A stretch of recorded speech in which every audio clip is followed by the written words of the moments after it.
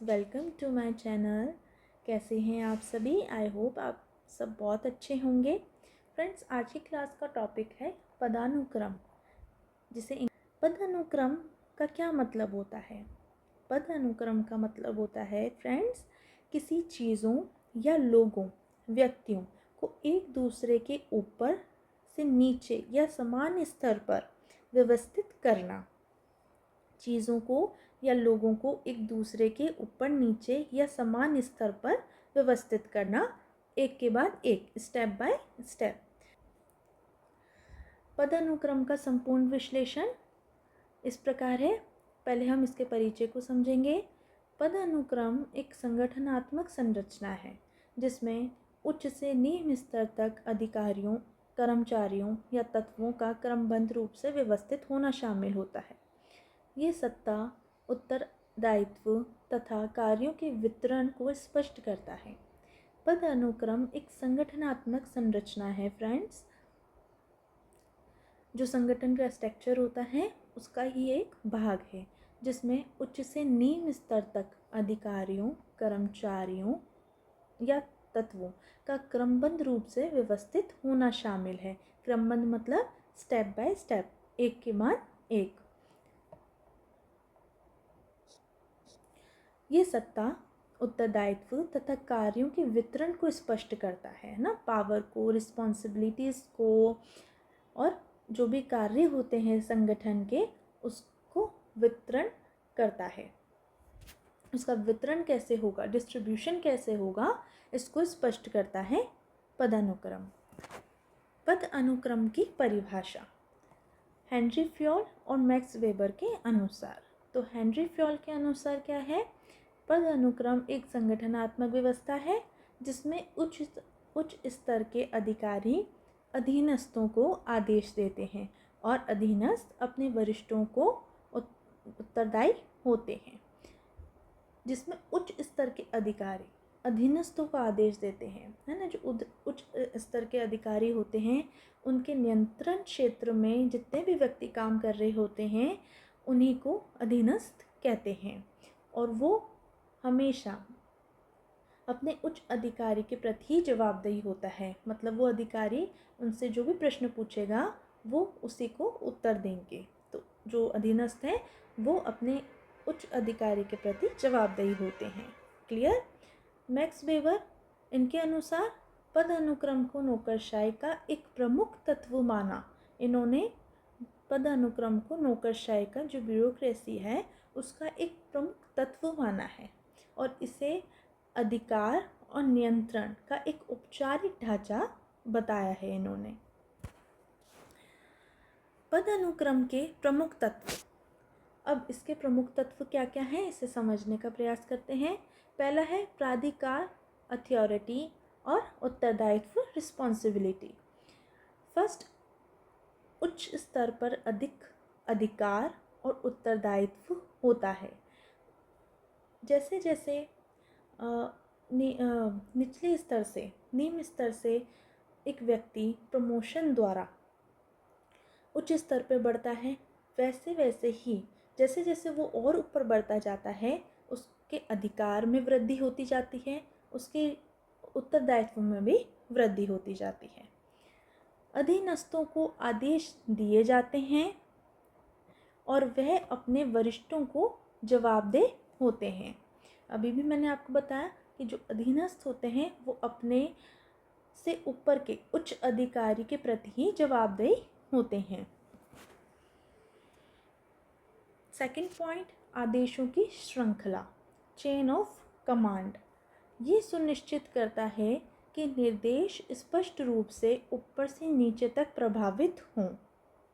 ये सुनिश्चित करता है कि जो निर्देश दिए जा रहे हैं एक सबसे बड़े अधिकारी के द्वारा वो ऊपर से लेकर नीचे तक प्रभावित हो जाए। वो कैसे प्रभावित होंगे कि जैसे हर एक उच्च अधिकारी के नीचे कोई ना कोई एक दूसरा अधिकारी बैठा होगा, फिर उसके नीचे भी कोई दूसरा अधिकारी बैठा होगा, है ना।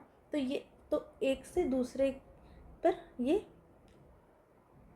जो निर्देश है वो अपने आप ही पहुंच जाएगा। तो ऐसे ही जो ये चेन बनी हुई है पूरी संगठन के अंतर्गत तो जो भी निर्देश एक उच्च अधिकारी के द्वारा दिया जाता है वो ऐसे ही स्टेप बाय स्टेप एक के बाद एक अधिकारी को प्राप्त हो जाता है। निचले स्तर के कर्मचारी सीधे उच्च अधिकारियों से आदेश प्राप्त करते हैं। जो निचले स्तर के कर्मचारी होते हैं ना, वो सीधे उच्च अधिकारियों के आदेश प्राप्त करते हैं। थर्ड पॉइंट, नियंत्रण और समन्वय, कंट्रोल और कोऑर्डिनेशन। पद अनुक्रम से संगठन में सुव्यवस्थित नियंत्रण संभव होता है। एक पद अनुक्रम की वजह से ही संगठन में नियंत्रण रखा जाता है, जो वो अच्छी तरीके से रख पाता है एक उच्च अधिकारी। तो सुव्यवस्थित नियंत्रण पद अनुक्रम की वजह से ही संभव हो पाता है।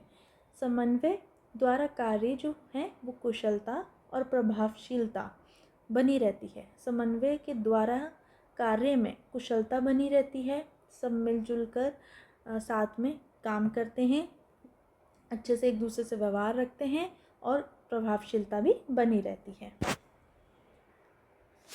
कार्य विभाजन, डिवीज़न ऑफ वर्क। प्रत्येक स्तर पर कार्यों का स्पष्ट बंटवारा होता है।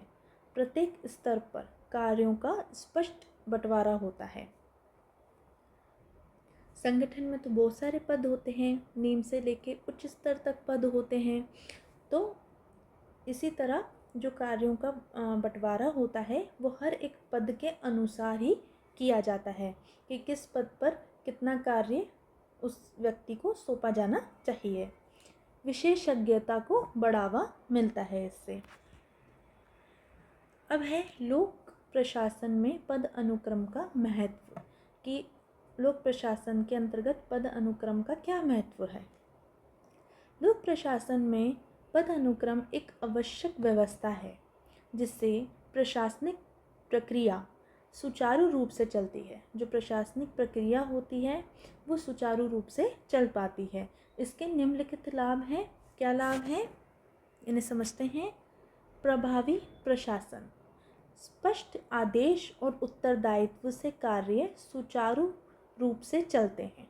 स्पष्ट आदेश और उत्तरदायित्व से कि मतलब जो एक उच्च अधिकारी के द्वारा आदेश दिया जाता है और उन्हें जो रिस्पॉन्सिबिलिटीज़ सौंपी जाती हैं तो उन्हें हर एक व्यक्ति को क्लियर होता है, हर एक अधिकारी को, कर्मचारी को ये पता होता है कि मुझे क्या रिस्पॉन्सिबिलिटी दी गई है, किस काम की रिस्पॉन्सिबिलिटी मुझे दी गई है। तो वो उन्हें अच्छे से पता होता है, क्लियर होता है, तो वो अपना जो कार्य है अच्छे से कर पाते हैं। इसलिए स्पष्ट आदेश और उत्तरदायित्व ज़रूरी है, महत्वपूर्ण है।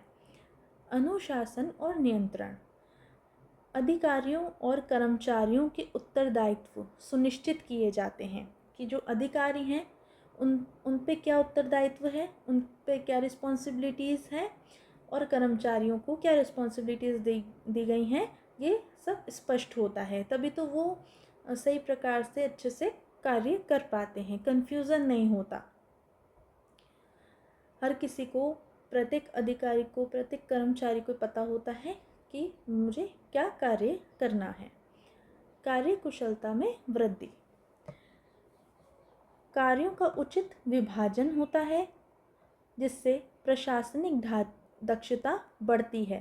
कार्यों का उचित विभाजन होता है, जैसे कि मैंने अभी बताया संगठन में तो बहुत सारे पद हैं, हर एक पद पर अलग अलग व्यक्ति बैठा हुआ है, अलग अलग कर्मचारी है, अधिकारी हैं।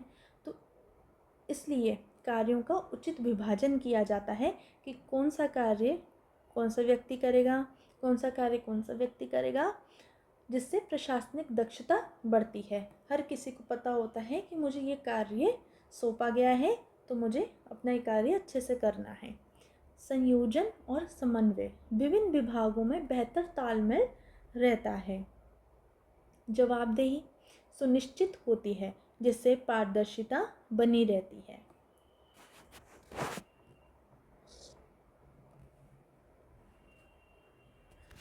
फोर्थ, लोक प्रशासन में पद अनुक्रम की संरचना।